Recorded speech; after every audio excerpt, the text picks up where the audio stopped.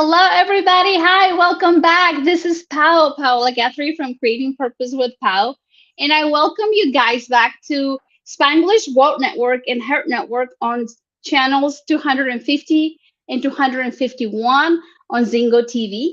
Please remember to download Zingo TV app in the respective app stores. The app is totally free. When you download it, please make sure that you rate it, you leave a comment, and you let us know how we're doing our job. You can find Single TV app on Google Chromecast, on Amazon Fire, Fire TV Stick, Roku Sticks, and all smart TVs from 2016 and forward. So today I'm very excited because you're going to get to meet your fertility godmother. She helps women who struggle with fertility. She helps them to get pregnant, to stay pregnant, and to have healthy babies. She is a fertility health and wellness coach, as well as a Chinese medical practitioner. Welcome to the house, Denise Noyer-Erez. Thank you. Thanks Oh, for having me. oh, you're so welcome. This is so exciting. Please, please share with us, what inspired you to become a fertility and menopause specialist? Mm. I have to say, it's not something that I thought I would do or that I planned. When I was in Chinese medical school, I had a patient and she was struggling with fertility. And there was just something about her that I just connected with. And it was just beautiful to watch her go from struggling to conceive, and at this she had like irregular periods and some other things, and figuring out the underlying condition. And then the moment she came in and she shared with me, she reached into her purse and she pulled out this plastic bag and handed me this positive pregnancy stick. Like that just lit me up. So I just knew that this was my passion, and now here I am over 20 years, and I just love it just so much, helping these women and couples have That's babies. that's beautiful. That's beautiful. It's a part of my journey that I'm new at, like learning about fertility. Uh, I didn't, thank goodness I have three children. I didn't have any issues with fertility. And having you here to in the show, it's very eye-opening, like learning from other people's experience. And the purpose of today is like to for you to guide us to learn a little bit more and to know how to nurture those who are, dealing with the issue of fertility. So I welcome you, and I'm so grateful that you're here today. Thank you. So how do you diagnose infertility in women? So there's a couple ways to diagnose fertility issues, and usually the diagnosis is if you've been trying to get pregnant for over a year or over 6 months if you're over 35. They start to run some tests on you, some blood tests. Maybe they'll do some other physical tests to make sure there's no blockages. Like they'll test your fallopian tubes. They'll make sure that there's nothing in the uterus that's impairing your body from getting pregnant. So those are usually the ways we diagnose from that type of an issue. And sometimes there's a misconception was like we always assume and that is the problem is with the women and not with the husband, Oh, right? yes. It's a So big concern, honestly. okay. Yeah. What are some of the common causes of infertility in a man? Well, there could be a lot of different reasons for infertility with a man. There could be some lifestyle, and also for women as well, lifestyle could be a cause. But so lifestyle is a big concern that can cause infertility. But there can also be factors like hormonal imbalances. Maybe they're not producing enough testosterone in their body. There could also be what they call a varicocele, where there's like a varicose vein in the testicles, so that can kill the sperm off. There can also be genetic disorders as well, right? So there's a lot of different things that can cause Mhm. the infertility in men, or male factor. We call it male factor fertility. Then it's so important to have him checked out as well. A lot of times, just like you said, it's a big misconception that it's all in the woman. And it really, the I always like to say that your dude counts too. So it's so important, and how often he gets left on the sideline, but he can really help. And I know you and I talked about it before, but how does recreational marijuana affect Mm. this issue? Well, this is a sensitive subject for some of those that are using it. Um, it definitely impacts your fertility. So the challenge is some people can get pregnant while using it. The question becomes like, how healthy is your child? Because you're passing on your DNA. But for those that are struggling, and especially if there's a male factor, like there's a problem with the shape of the sperm or the amount of the sperm or how the way they're moving, then it's definitely something you want to try to avoid. It impacts your hormone levels, it impacts the shape of the sperm, but also it impacts the DNA, and the DNA is what's going to help create your baby. And so I'm a big proponent of, if there's a challenge, I think you should stop no matter what when you're trying to get pregnant. And then if you want to pursue later, so be it. But I'm a big believer in making sure we have healthy babies, healthy pregnancies. And I bring this up because I work with a youth, I work with teenagers, Mm, and I think they need this education, like to bring the awareness that is like that decision that you're making right now can affect, you know, your generation in the future. So, but absolutely. It'll affect your generation and your babies' babies. yes, yes, because like you are just saying, the DNA changes, and that's what we pass down to our future generations. So the healthy, the healthiest we are, the better our future generation will be. So Yes, absolutely. what are some of the common treatments in infertility for both, for mom and dad, future mom and future dad? For future mom and future dad. Well, I'm a little bit biased here because I do a lot of natural medicine. So, but I'm not against, Western medicine at all. I'm so grateful for it.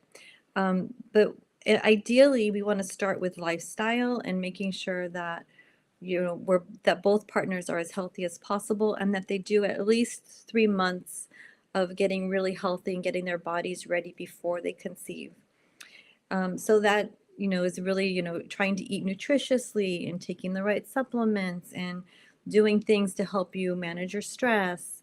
Those things are really important. Making sure you're sleeping well, your digestion is good, like all those things. And then, if you need to, I love Western medicine for diagnosing and Mhm. making sure that, we get some blood tests done, or there's making sure there's no obstacles in the way. And then eventually, if you need it, then it's wonderful to have it. So you could do, some couples can do some things like what they call intrauterine inseminations, where they'll take the sperm and they'll inject it into the woman so it bypasses the vagina, goes through the cervix, and it helps that. And then there's the extreme, which is like IVF, in vitro fertilization. So it's great to start with the lifestyle and preparing, and then if there's some challenges, or some people just really need it for many different reasons, then the next step would be to do an IVF or an IUI. Does that make sense? Yes, yes. Could you describe like what lifestyle you're recommending for some of our beautiful, listeners right now, viewers that might want to know, okay, what lifestyle is she talking about? Yeah, so lifestyle includes, are we how if we're exercising, or if we're sitting and watching TV, what we're eating, if we're drinking, so eliminating, drugs or cigarettes make a big impact on fertility for both men and women. Making sure that we're eating foods that are nourishing our bodies, so lots of vegetables, lots of high quality protein, lots of high quality fats, like making sure we're really well balanced and our blood sugars are balanced, and we're not eating foods that harm our bodies, or, and there's also environmental toxins that can be concerned. So plastics, for example, like trying to minimize the plastics. The plastic, we drink out of a lot of plastic water bottles, trying to just eliminating that can make a big difference. So, exercising is a big deal. Making sure you're sleeping properly, right? Sleep is so important for our mind and for our body. It allows our brain to detoxify the chemicals and allows our body to get back in balance. And sleep is huge, making sure you're getting the proper sleep. Yeah, hydrated too, right? That's what I think. I was like, oh, I have to drink my water today. Yes, yes, hydration That's is part of yeah, part of a healthy lifestyle, you know. part of a healthy lifestyle, exactly. So hydration and then digestion. Digestion is important, making sure that we're actually getting the nutrients from our foods that we're eating, and then we're also eliminating properly, right? So that's a Yes. yeah. Yes, and one of the things that come to my mind when you mention we drink a lot on plastic. So Mhm. what I've heard, which I haven't read research on it, is that whenever we drink from plastic, it somehow it interferes with our hormones. Yes, Is that the reason why? yes. It interferes with the whole communication, and it really disrupts the whole endocrine system. Yeah, Okay, yeah. Keep an yeah, eye on, keep an eye, everybody, on yeah. how Watch out. often, yeah, how often we're using those bottles, plastic bottles to drink from. So, yes. So another thing, and you're gonna have to come back because at first I thought you only specialize in fertility, but as I learn more about you, I also find out that you also treat women with menopause. So we're gonna have to schedule another show for all of our beautiful audience that might be willing, to learn more about how to deal with menopause. And how do you help patients to cope with their emotions as they're going through this infertility problems? Because Mhm. I can only imagine, like I said, I have not lived this part of stage in my life with having infertility issues, but I'm just guessing that if they're trying and trying and trying, and if they don't see success, there's some frustration, maybe guilt involved in there. Yes, so that's a great question. It's so true because there's this belief that it's supposed to just happen right away, and then when it doesn't, our brain starts to come, our thoughts start to take over and get really fear-based. And so a lot of times I'd like to just help them, first of all, providing a safe space for them to talk is really important. And that the healing really starts there. And then as we work together, being able to just help them reframe some of their thoughts and nourish their thoughts. And as we're doing it in like the neuroencoding, like really learning to focus on what's working and celebrating all the things, all the little things, so that they start to feel really good about themselves. And it helps them be more resilient as they go through the fertility journey. Yes, resiliency. Oh, good. Do you ever have both mom and dad, future mom and dad dealing with those emotions? Oh yes, but it's usually the women. But the men don't have as much of a, it's a concern because they don't have a lot of support and they're going through it too. So, so it's nice to be able to help the men as well. Yeah, make them feel understood, right? Yes, they need to be Yeah, understood too. Our guys, yes. yes, that's beautiful. What are some of the common misconceptions about uh, fertility? Mm. Some of the common misconceptions, I can think of three. There's more, but three of the biggest ones that come to mind for me right now are what I just shared. One is, just thinking that it's supposed to be easy and it's supposed to happen, and then comparing yourself to other women where it has happened easy for them. Another one that I see a lot of is I work with women that can be over 35, and they think that because they're old, that they have this advanced maternal age, they call it, and that are going to have a much more difficult time getting pregnant. And that's not always the case. right? So sometimes it definitely age is a factor, but anything that we do is a factor as we age, right? I mean, we don't heal as quick, all the things. So, but I think that that can be concerning for a lot of people. And then the other one I think was what you tapped on in the beginning is that we tend to just focus on the woman, and it really it's a couple's issue. So I think that's really important to know about the misconceptions out there. Okay. Now that you're talking about those women that are over 36, it seems like nowadays women are waiting longer Yes. to to go through this stage in life of becoming a mom. Do you see do you see girls in their 30s versus in their 20s in your clinic? Yeah, most of the women I see are in their 30s and early 40s. We get Okay. a few women in their late 20s, but most of them are in their 30s and 40s. Okay. I Yeah. know we see people, there's women out there that are opting for like nope, that's not for me. It's like it's new to me, it's new. But I know it's a new generation, of way of thinking that they're not ready yet. So it's taking them longer to dive into motherhood. Yes, and so that's something to think about. So we do have, though, for women that know they really want to focus on their career, and there's something called egg freezing, where they have that option to freeze their eggs through a fertility clinic for later. So they have the later on down the road when they want to have a baby, they can use their younger version of themselves, those eggs from when they're younger from themselves. So that's a nice option for some of those women that are really clear that they want to focus on their career or whatever it may be. They're not ready yet. Okay, good to know. Are there any new innovations, or medical advance in the field of fertility that you're excited about? I'm excited about the potential of some things that are coming up. With all the stem cell research and regeneration. So there's some discussion about, ovarian regeneration, and that's really exciting. Oh, It's exciting. It's not here yet, but hopefully in the next, 5 years or so, it'll be around, and so that's quite exciting.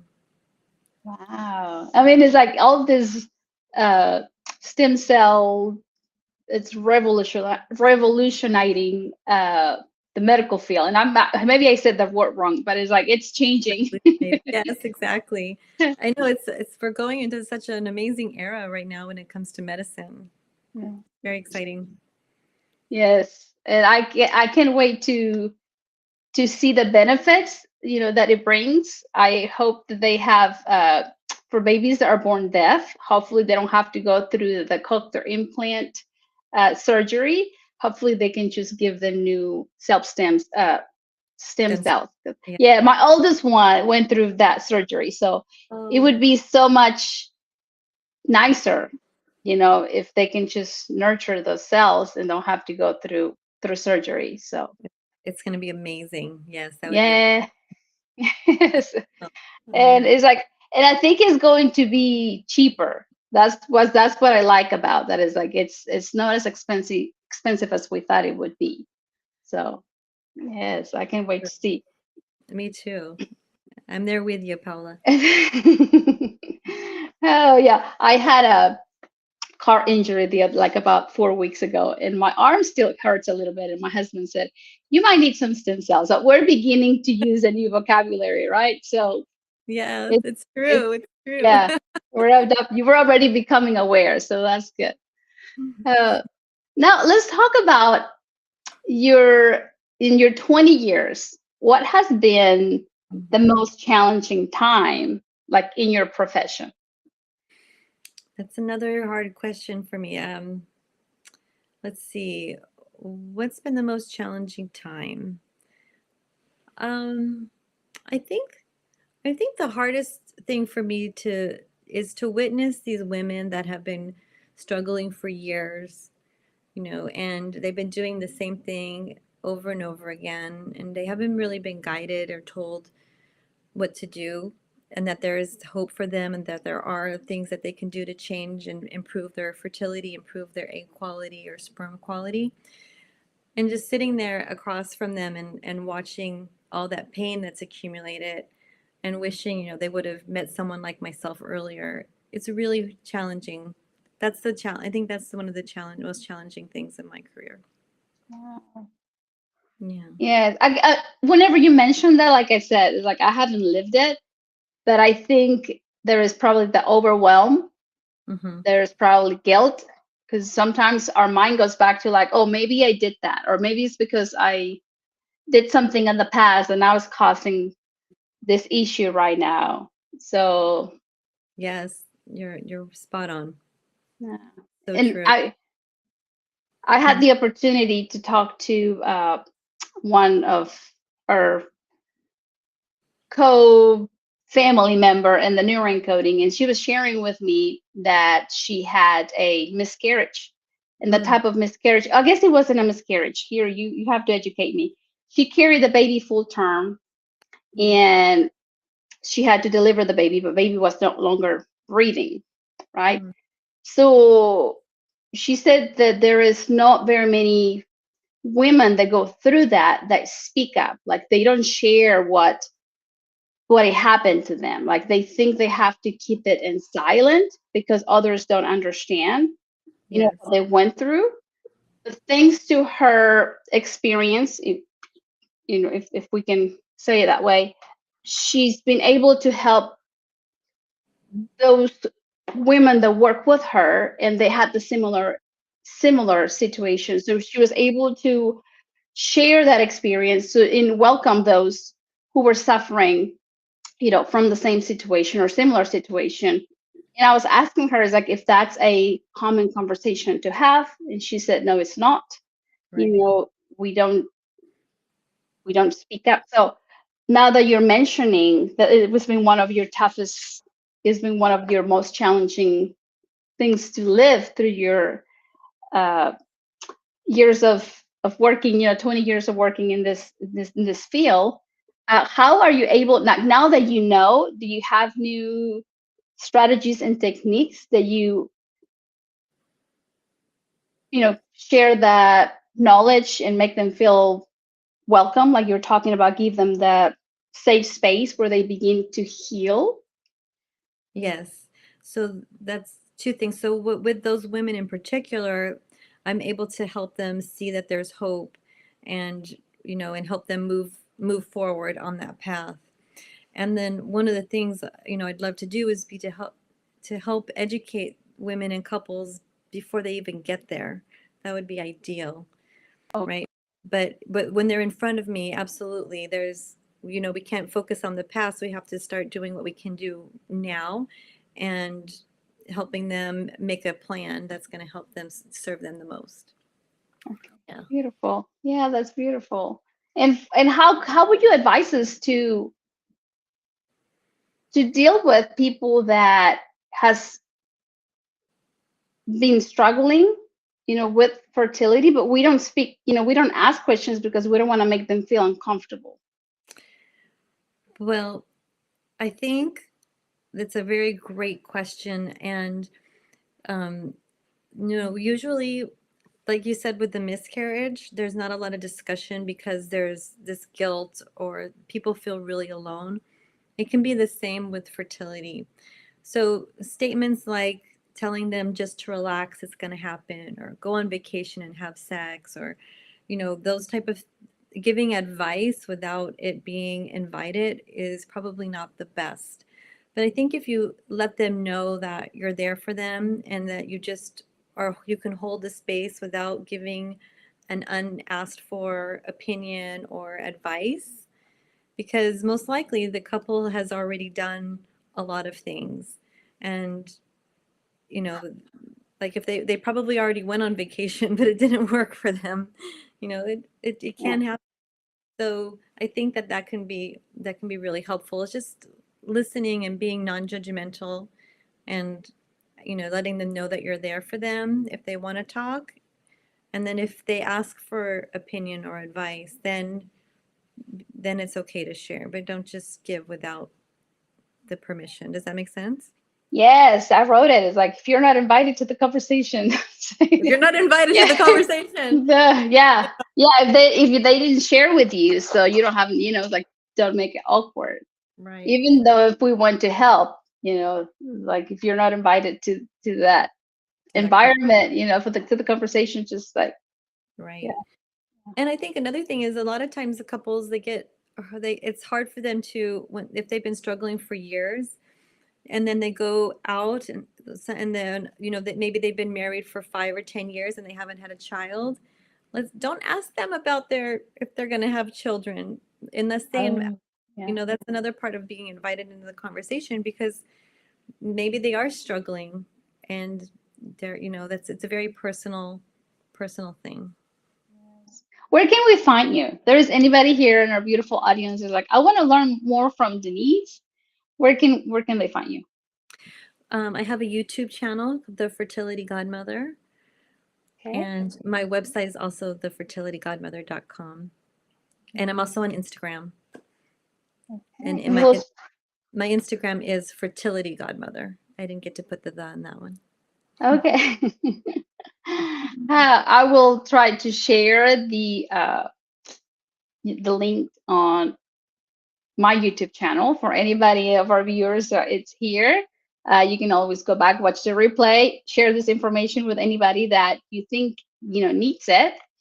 And yeah, I'll make sure to do that so that they can find you and follow you. Thank you.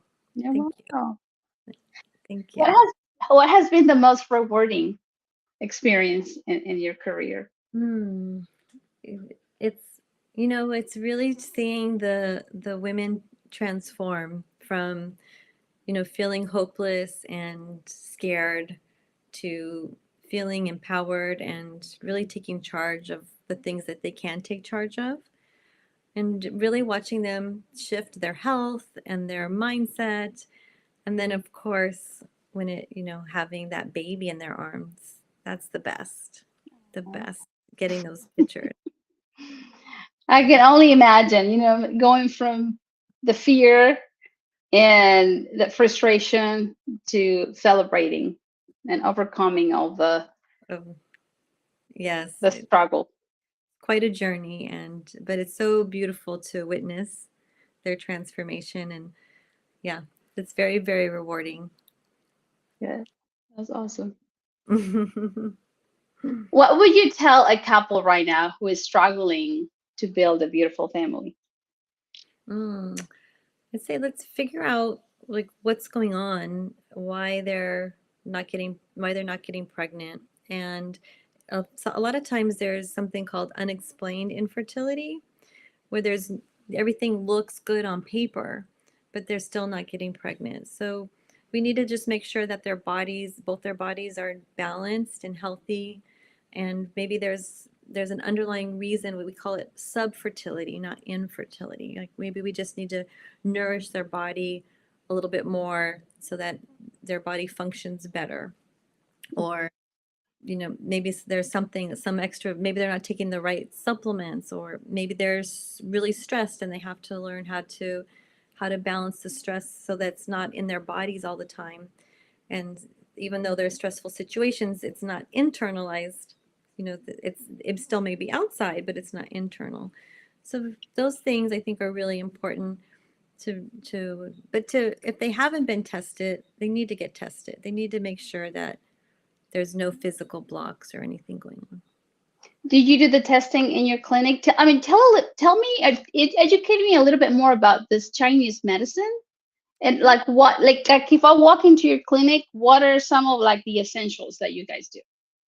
Well, we're holistic. It's a Chinese medicine is a holistic medicine. So if you were to walk into my clinic, first we always start with an initial deep dive into what's going on, and then we look at tests that have been run, and if we need to run more tests, we do. So from blood work, we don't do any of that in our clinic. We can prescribe some blood work and some labs, but we definitely help them build a health team that can support them through through their journey so that they can get those tests run.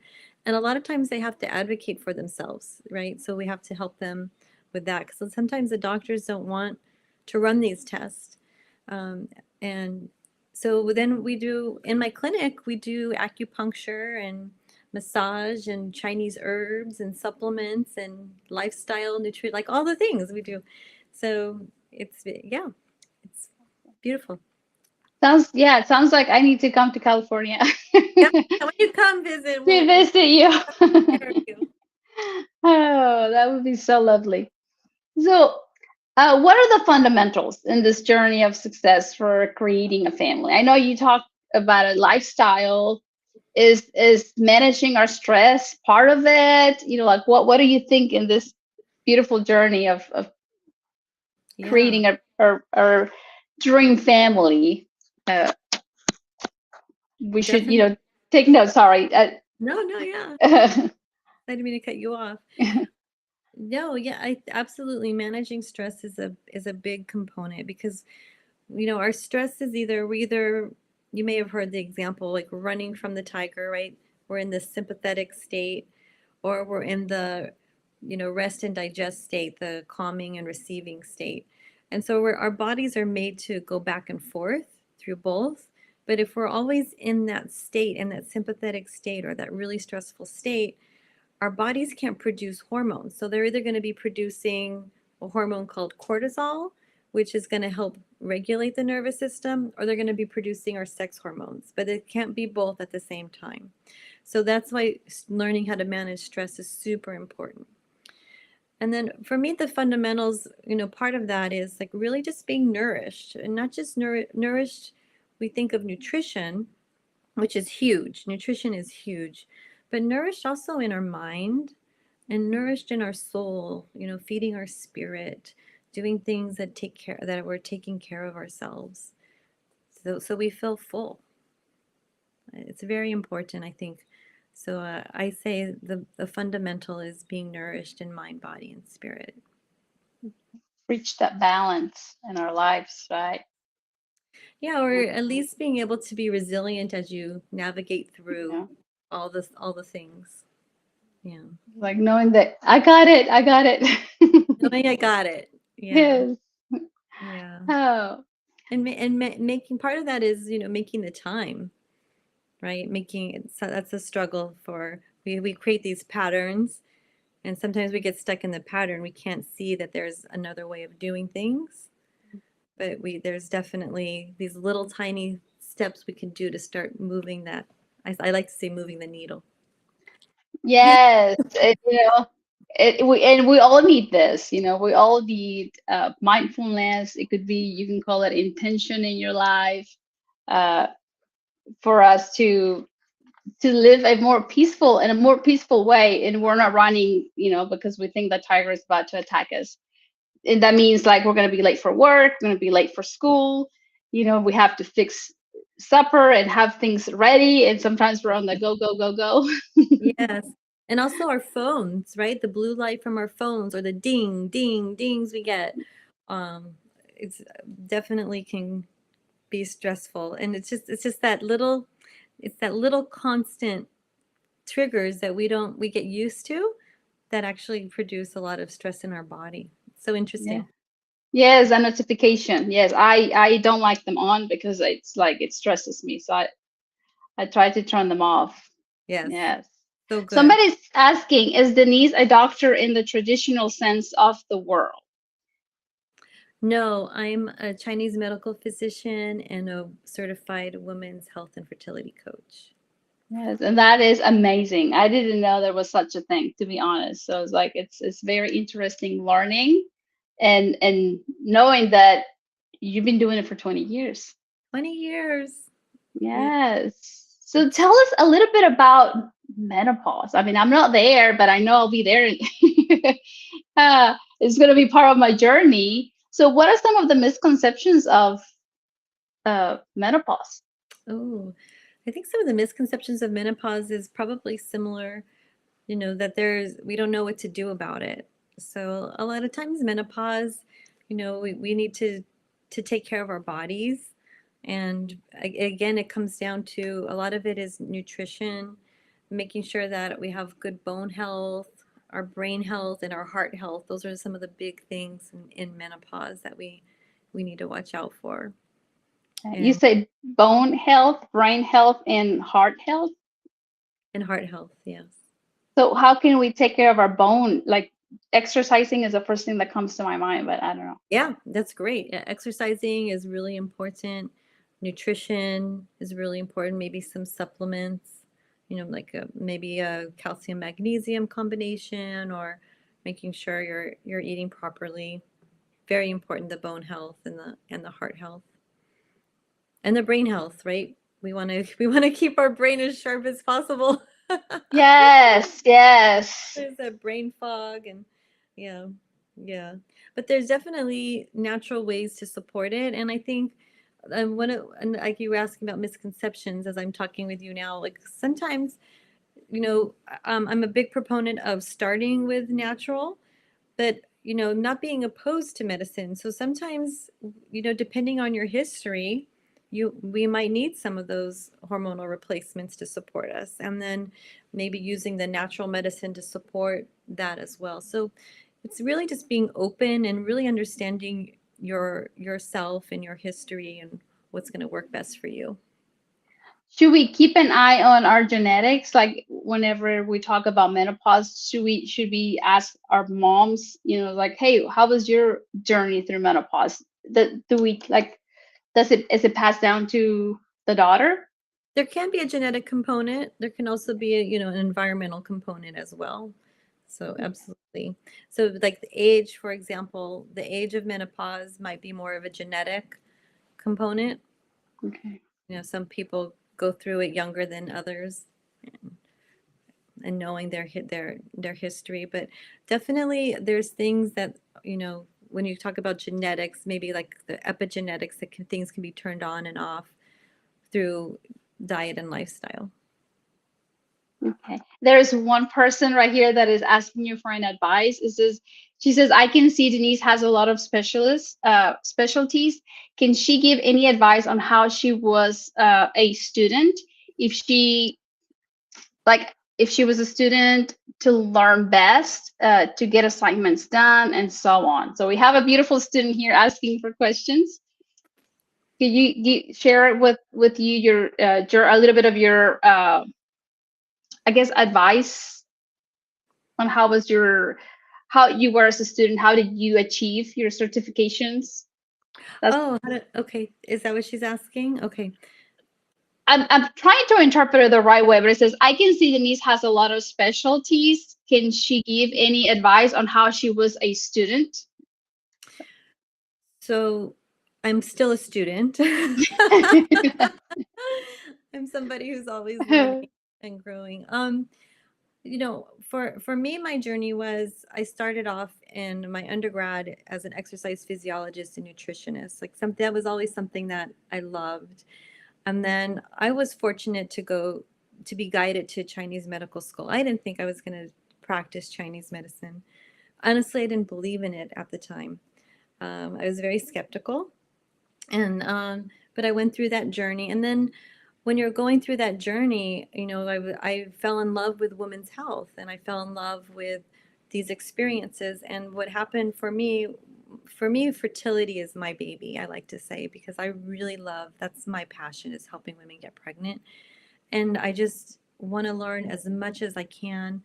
So I think when you find, as a student, when you find um, something that you're passionate about, that you just can't get enough knowledge of, and you're just insatiable, then maybe that can be really helpful as you're going through your um, your learning courses. Because that's actually my inspiration of doing the neuroencoding, like certification. Like, how can I help the people that I work with get where they want to go faster?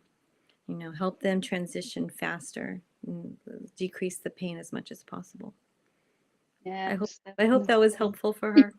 Yes, me too. Like find the outcome. Look, why are you doing it? That's another way. I remember I was a mom as I was trying to finish college, and my kids were the fuel, and I knew I had to graduate, and I would picture myself. I was like, okay, I'm done. I know I graduated. Now I have to do the homework.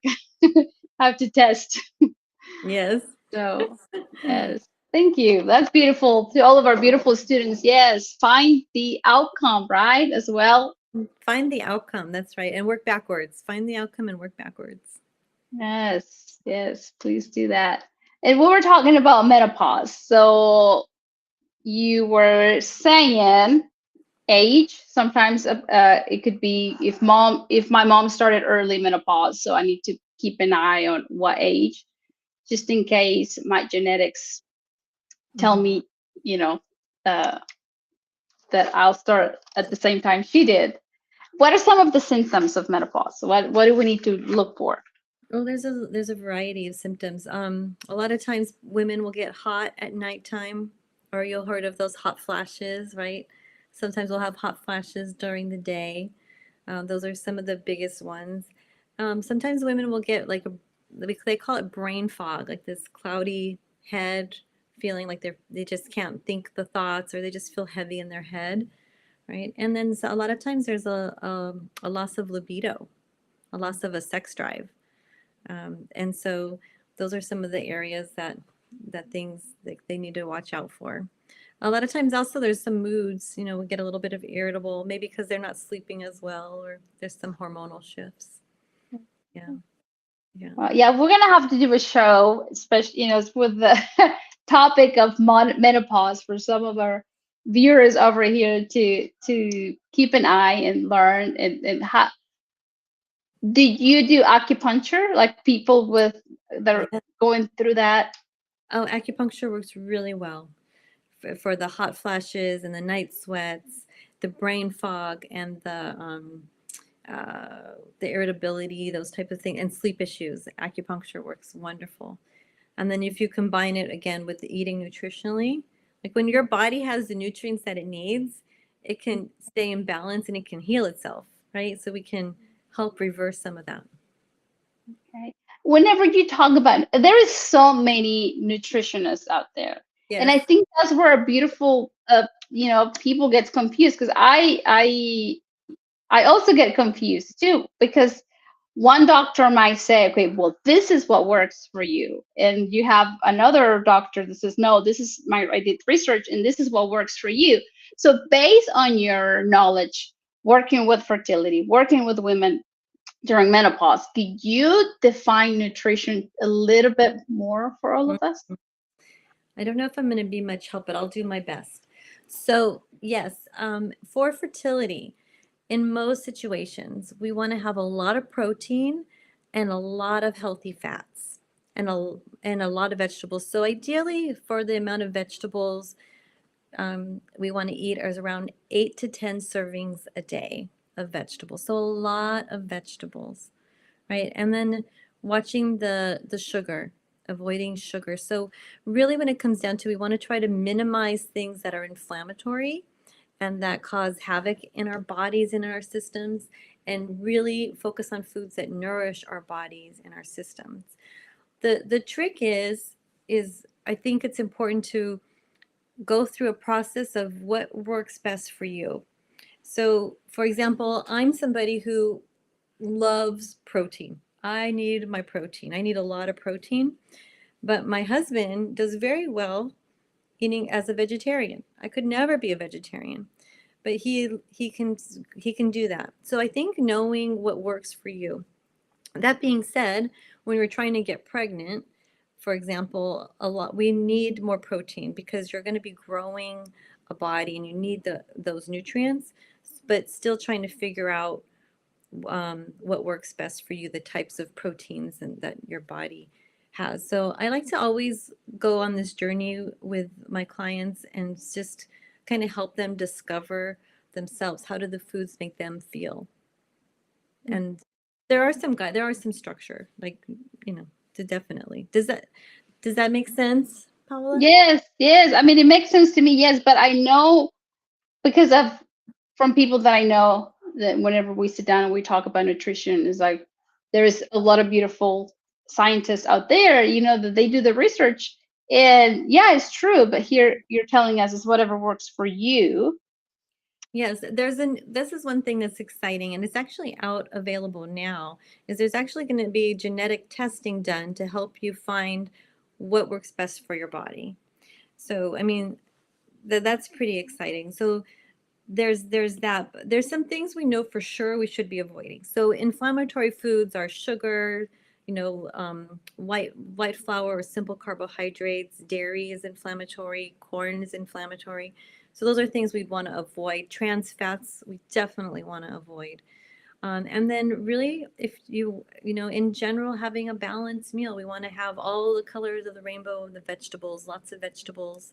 We want to have a lot of high quality protein and a lot of the good quality fats Okay. and fiber. Fiverr. Okay.